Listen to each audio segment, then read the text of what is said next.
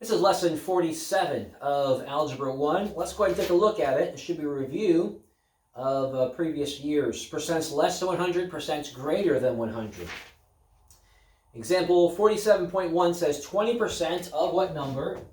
20% of what number is 15? So let's change it to be more mathematically solvable. I have 0.2 times what number equals 15. Okay? Now realize that 20% is less than 100. I'm going to have to draw a diagram for this. All right? So I have my one circle over here. I'm having my divided circle. The of what number goes right here.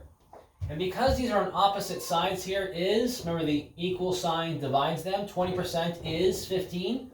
I could say that 15 is 20%, okay? So the idea is that this will add up to this over here. The percentages should add up to 100. If I have 20% right here, what percentage goes over here? 80%. Now, when I find out what my total number is, if I subtract 15 out of it, I'll have my remaining number. In order for me to figure out what number is, I have to solve my sentence over here. So 0.2 times what number equals 15. I could also reduce this even further to say 0.2x equals 15. So 0.2x means 0.2 what x, Kaylee? Which is both of you. 0.2x means 0.2 times x. Opposite multiplication is division. Divide which side by 0.2? Both sides by 0.2. Divide this side by 0.2, divide this side by 0.2. X equals, remember your denominator always goes on the outside. 0.2 divided by 15.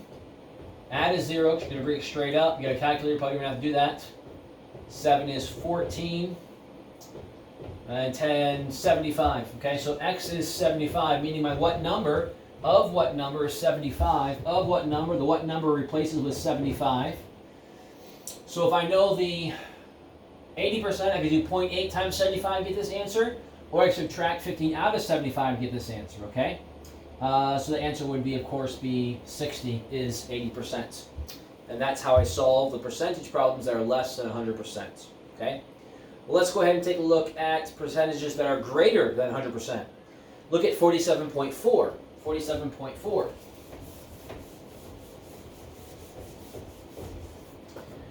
47.4 says, what number is 160%? What number is 160% of 60? Now, first of all, notice the percentage is over 100. So I'll have of over here, and then I'm going to have this peanut shape over here is. Okay? And when I want to keep my percentage on the right side, okay? So I know our percentage is 160%. There's no other part to it. If it was less than 100, like it was before with 20, then the other amount's 80. If it's over 100%, then it's going to be it's simpler to solve, really. So what number is 160% of 60? So the of 60 is going to go down here. I know last time it was what number, but it was the of what number. The of designates what goes together, okay? So because I have an of and I know what that is, that goes over here, okay? So all I have to solve is right here, and all I can solve this way is by finding out the answer to my sentence. So let's go back to that.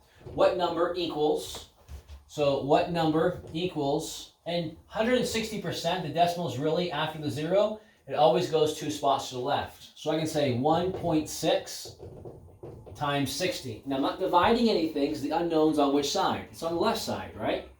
So I can't move anything else by itself. So all you do is solve, which is 1.6 times 60. 0, 36, 60, 0, 6, and 9. Decimal is one number behind decimal. So I have 96.